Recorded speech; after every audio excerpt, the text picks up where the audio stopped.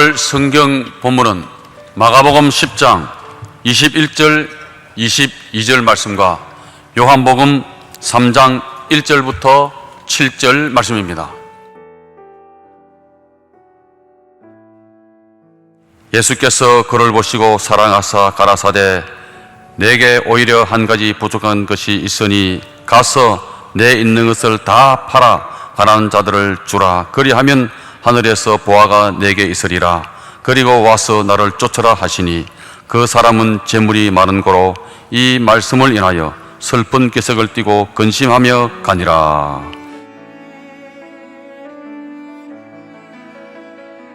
바리새인 중에 니고데모라 하는 사람이 있으니 유대인의 관원이라. 그가 밤에 예수께 와서 가로되 랍비여, 우리가 당신은 하나님께로서 오신 선생인 줄 아나이다. 하나님이 함께 하시지 아니하시면 당신의 행하시는 이 표적을 아무라도 할 수 없음이니이다. 예수께서 대답하여 가라사대 진실로 진실로 내게 이르노니 사람이 거듭나지 아니하면 하나님 나라를 볼 수 없느니라. 니고데모가 가로되 사람이 늙으면 어떻게 날 수 있사옵나이까? 두 번째 모태에 들어갔다가 날 수 있사옵나이까? 예수께서 대답하시되 진실로 진실로 내게 이르노니 사람이 물과 성령으로 나지 아니하면 하나님 나라에 들어갈 수 없느니라. 육으로 난 것은 육이요 성령으로 난 것은 영이니 내가 내게 거듭나야 하겠다 하는 말을 기히 여기지 말라.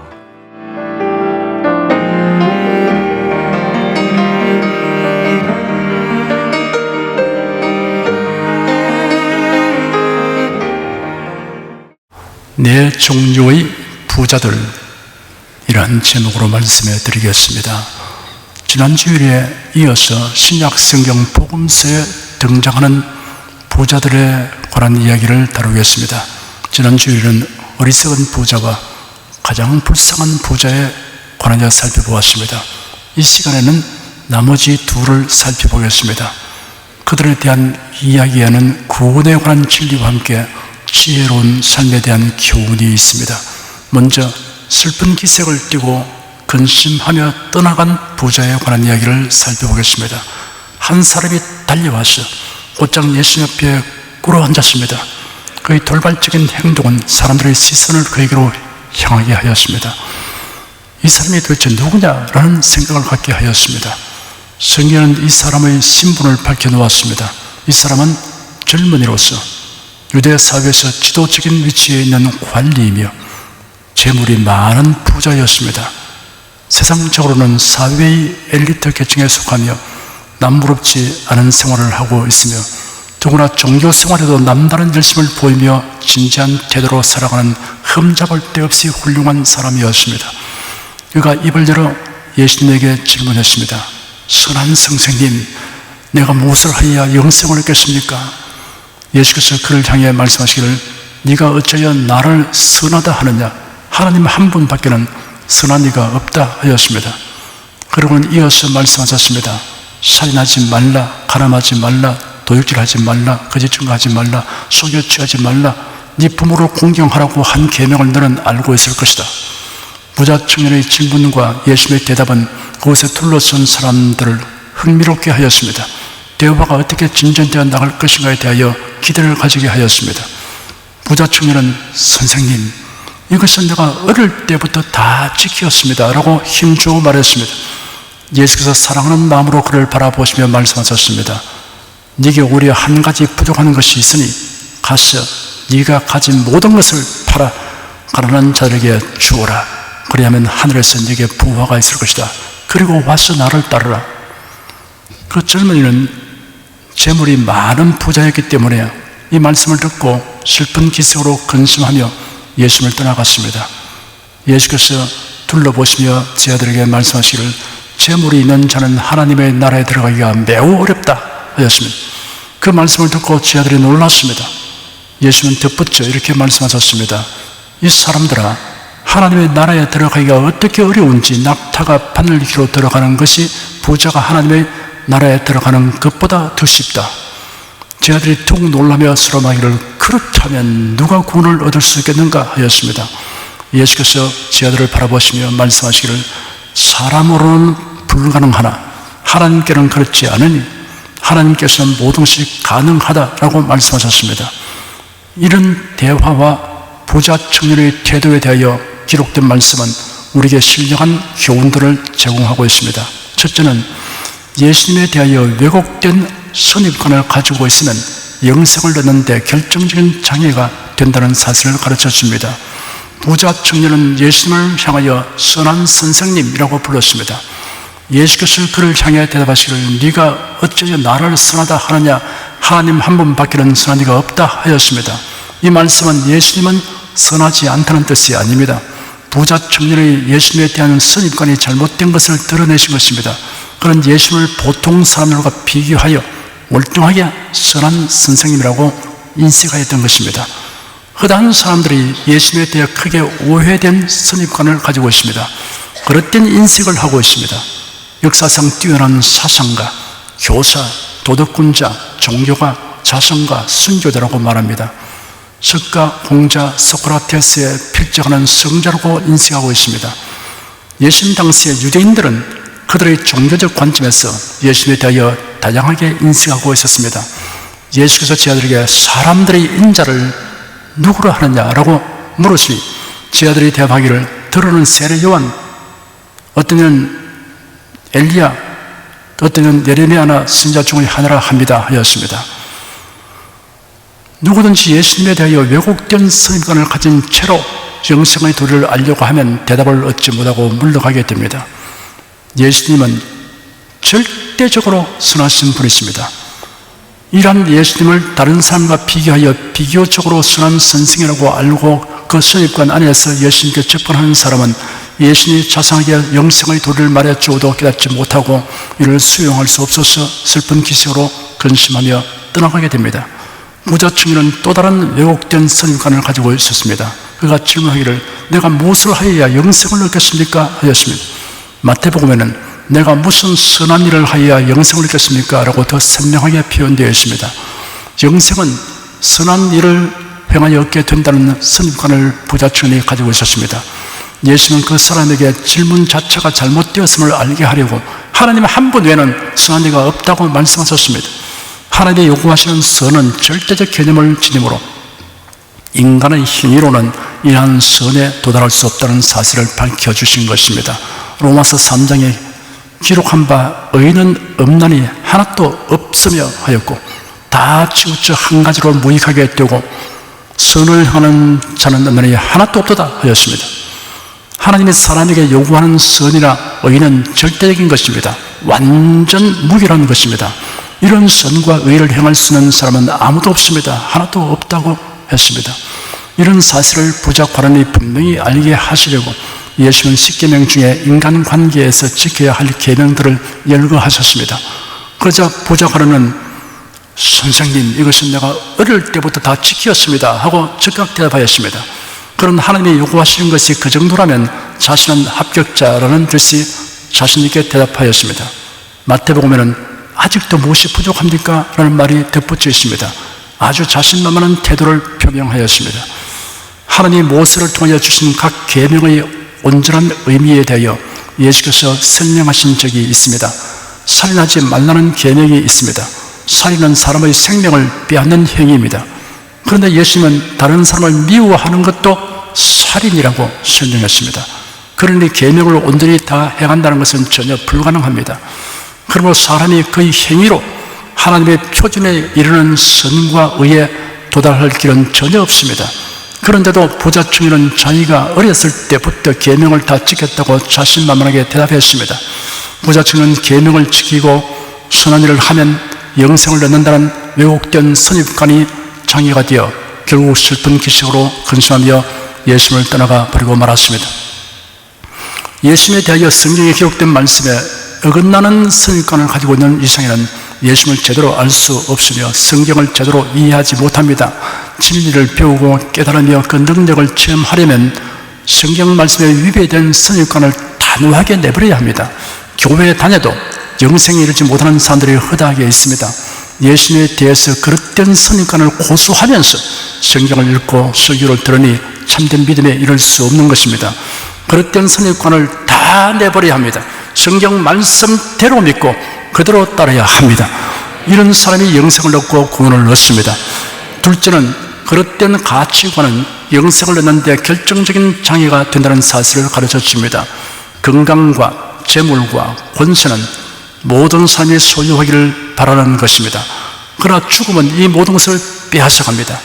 이런 사실은 사람이 어떻게 사느냐 하는 것보다 어떠한 죽음을 맞이하느냐 하는 것이 더 중요하다는 것을 말해줍니다. 죽음은 존재의 멸절이 아닙니다. 육신을 떠난 영혼은 천국 아니면 지옥으로 갑니다. 이 생에 머물 동안 영생을 얻은 사람만이 천국에 갑니다. 영생이란 예수 그리스도를 믿고 영접하는 사람에게 주는 하나님의 은혜의 선물입니다. 영생은 이 세상의 그 무엇과도 바꿀 수 없는 고귀한 것입니다. 영생보다 더 비중을 두는 세상의 그 무엇이 있는 사람은 영생을 얻지 못합니다. 부자 청년은 영생을 얻으려고 하는 갈망이 있었습니다. 종교생활에 열심을 다하였고 계명을 지키며 살렸고 힘써왔습니다. 그래야 이 정도면 영생을 얻기에 충분한 자격을 갖춘 것이 아닌가라는 생각을 하였지만 확신을 가질 수 없었습니다. 그가 예수님에 대한 소문에 관심을 가지게 된 이유도 여기에 있습니다. 예수님이 영생과 구원과 천국에 대하여 말씀하신다는 것을 알게 되었습니다. 그리고 예수님이 행하시는 기사와 이적에 대해서도 알게 되었습니다. 그리고 드디어 용단을 내리고 예수님에게로 달려왔습니다. 자신이 영생 얻기에 충분한 자격을 갖춘 것으로 예수님의 판정을 받고 싶었습니다. 부자 청년은 예수님이 지적하신 율법에 대하여 선생님 이것은 내가 어릴 때부터 다 지켰습니다 하였습니다. 예수께서 사랑하는 마음으로 그를 바라보시며 말씀하셨습니다. 네게 올해 한 가지 부족한 것이 있으니 가서 네가 가진 모든 것을 팔아 가난한 자에게 주어라. 그러면 하늘에서 네게 부화가 있을 것이다. 그리고 와서 나를 따르라.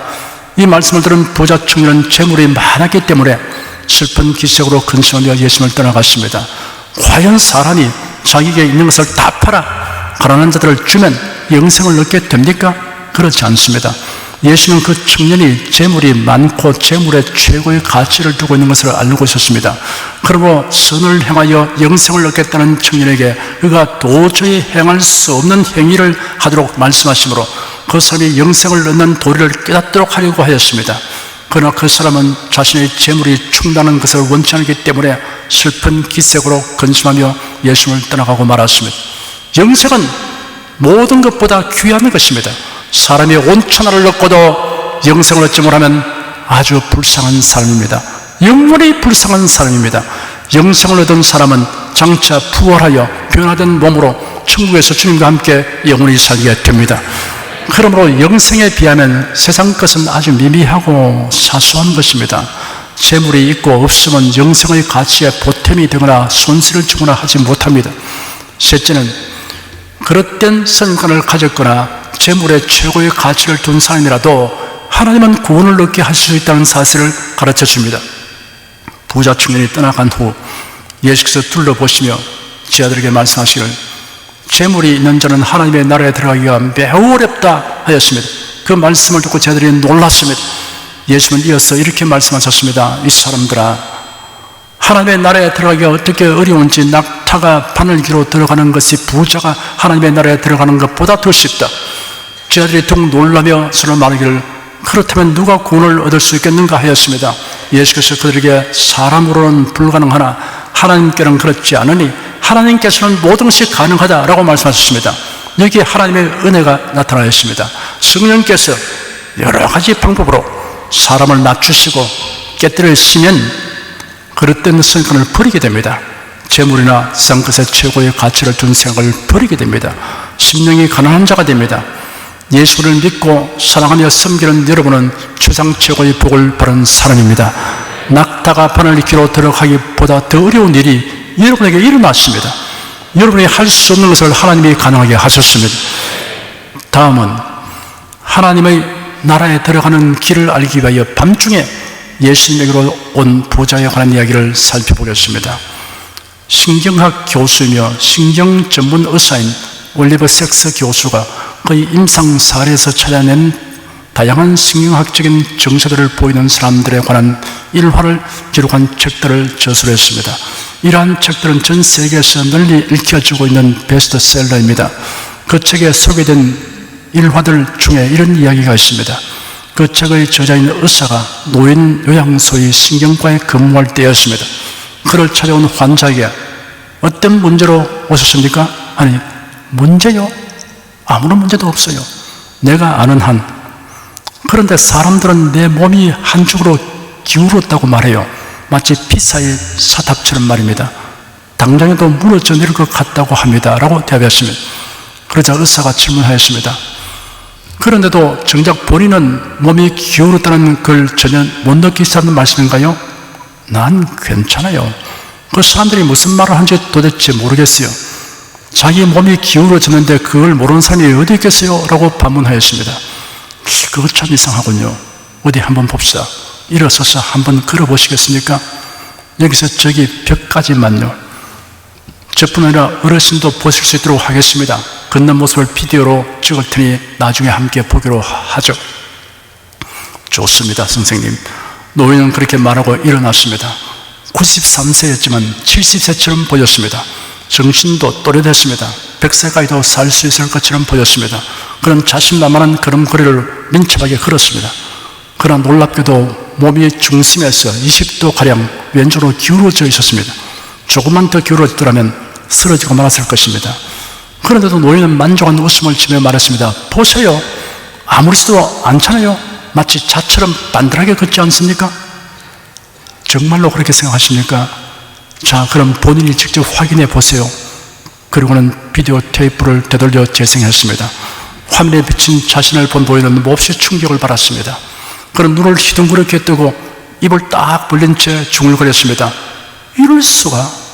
사람들의 말이 맞군요. 정말 몸이 한쪽으로 기울어졌네요. 제 눈으로 똑똑히 보았으니 틀림없군요. 하지만 전 몰랐어요. 몸이 기울었다는 느낌이 없어요. 그러자 의사가 말했습니다. 바로 그것입니다. 그게 바로 문제입니다. 그 책에는 다음과 같이 설명하였습니다. 인간에게는 우리 스스로 자부심을 느껴도 될 만한 시각, 청각, 후각, 미각, 촉각이 있습니다. 그리고 그 5가지 감각 덕분에 감각 세계를 감지할 수 있습니다. 그러나 우리에게는 5가지 감각 외에도 다른 감각이 있습니다. 그 비밀스러운 감각을 제6감이라고 부릅니다. 무의식적이고 자동적으로 발휘되는 이 제6감은 역사적으로 상당히 늦게 발견되었습니다. 이 감각의 정체가 분명하게 밝혀지고 고유감각이라는 이름이 붙여진 것은 1890년대의 일입니다. 그리고 공간 속에서 몸을 똑바로 세워 균형을 유지하기 위한 복잡한 구조와 작용 원리가 분명하게 밝혀진 것은 20세기 이후의 일입니다. 그러나 아직도 여전히 많은 수계기에 쌓여 있습니다. 고유 감각을 완전히 상실하면 신체는 자기가 내는 신호를 보지도 듣지도 못하게 되고 글자 그대로 자신을 자신으로 느끼는 것이 중지됩니다. 다시 노인의 얘기로 돌아가 봅시다. 노인은 양미간을 찌푸리고 입술을 꽉 깨문 채 갑자기 깊은 상념에 빠져들어 있었습니다. 그는 꼼짝도 하지 않고 서 있었습니다. 저자는 여기서 언급하기를 그럴 때면 치료자인 의사는 기쁨을 느낍니다. 그 순간 환자들은 무언가를 발견하고 있기 때문입니다. 그 순간 환자들은 잘못된 것이 무엇인지 그리고 자신이 해야 할 일이 정확히 무엇인지를 처음으로 깨닫는 것입니다. 바로 그것이야말로 치료의 첫걸음입니다 하였습니다. 그 노인은 자신의 의견을 서슴없이 말하였고 의사의 지도를 적극적으로 수용한 결과로 얼마 지나지 않아 새로 호환된 수증기가 달린 안경을 쓰고 몸을 반듯하게 펴고 걸을 수 있게 되었습니다. 이 이야기는 심각한 병을 가진 사람이 치유받으려면 몇 가지 과정이 필요하다는 것을 말해줍니다. 먼저 자신에게 심각한 문제가 있다는 것을 인지해야 합니다. 다음으로는 훌륭한 치료자를 만나야 합니다. 그리고는 치료자의 충고와 지도를 충실히 따라야 합니다. 모든 인생들이 예외 없이 가지고 있는 가장 크고 심각한 문제를 해결받는 길도 이와 같습니다. 첫째, 자신에게 있는 심각한 문제를 인지해야 합니다. 앞의 신경과 전문의가 언급한 환자는 자신이 아주 심각한 상태에 처해드는 사실을 처음에는 인식하지 못하였기 때문에 인정하기를 거부하였습니다. 이 환자처럼 많은 사람이 죄, 천국과 지옥, 하나님의 존재를 인정하려고 하지 않습니다. 아예 그런 것은 존재하지 않는다고 주장합니다. 사실은 존재하지 않는 것이 아니라 그런 사람은 이를 인식하는 기능이 죽은 상태에 있습니다. 예외 없이 모든 사람에게 있는 가장 큰 문제는 죄의 문제, 인생의 존재 이유와 목적에 대한 문제, 죽음과 내세에 대한 문제입니다. 이러한 문제에 대한 해결을 받지 못하면 산다는 것 자체가 무의미합니다. 불행합니다. 저주입니다. 그런데도 허다한 사람들이 이런 문제를 지는 것에 대해 실감하지 못합니다. 혹은 이런 것들이 자신에게는 아무 문제도 아니라고 주장합니다. 절망을 절망으로 알지 못하는 것보다 더 큰 절망은 없습니다. 오늘 본문에 등장한 니고데모는 유대 사회에서 대단한 인물이었습니다. 그는 바리새인이었습니다. 바리새인은 유대 종교에 대한 열심이 탁월하였습니다. 유대 교의 규례를 엄격하게 준수하였습니다. 심지어 성경에 없는 종교적 관습과 전통들을 고수하고 전수하는 데도 열심이었습니다. 니고데모는 산헤드린 공회원이었습니다. 산헤드린은 예루살렘에 있는 회의기관입니다. 유대인들에게는 최고의 중앙재판소로서의 권위를 가지고 있습니다. 유대사회에서 산헤드린 공회의원은 대단히 품위 있고 권위를 가진 사람, 존경받는 사람으로 인정받습니다. 이처럼 니고데모는 바리새인이며 율법학자였고 산헤드린 공회의 의원이었으며 상당한 재력을 가진 부자였습니다.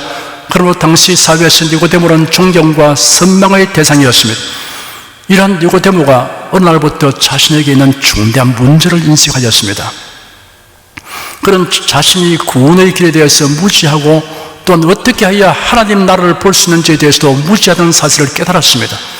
나이가 들고 사회 경험도 쌓여지고 학식도 더해지고 등망도 더해지고 재물도 많아지고 사회적인 권세와 지위를 얻어도 그것이 그가 가지고 있는 문제에 대한 아무런 해답이 안 된다는 것을 알았습니다.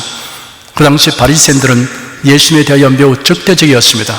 그런데도 니고데모는 유대 사회에서의 자신의 지위나 신분을 개의치 않고 예수님을 찾아 나섰습니다. 니고데모처럼 자신이 가진 문제를 인식하고 그 해답을 얻기 위해 나서는 사람에게는 희망이 있습니다. 문제를 해결할 수 있는 가능성을 지니고 있습니다. 둘째, 훌륭한 치료자를 만나야 합니다. 세상에는 인생의 중대사를 해결해 보려고 나선 사람들이 많이 있습니다. 신령한 의도를 가지고 애쓰며 나름대로 깨달은 바를 사람들에게 가르쳤습니다. 그러나 그들의 가르침은 번뇌를 잇도록 수용하는 것이나 처세술에 불과합니다. 그들의 가르침은 죄의 문제, 삶의 이유와 목적에 대한 문제, 그리고 죽음과 내세에 대한 문제의 해답이 되지 못합니다. 인간의 진 절망적 문제로 인한 고통을 약간 완화시켜 줄 수 있을지는 몰라도 근원적으로 치료해 주지는 못합니다. 인생이 가지고 있는 절망적 문제에 대한 해답을 주시는 이는 예수 그리스도 뿐입니다. 그러므로 누구든지 죄와 죄책의 문제, 삶의 허무와 무의미의 문제, 죽음과 내세의 문제를 해결받으려면 예수 그리스도 앞으로 나와야 합니다.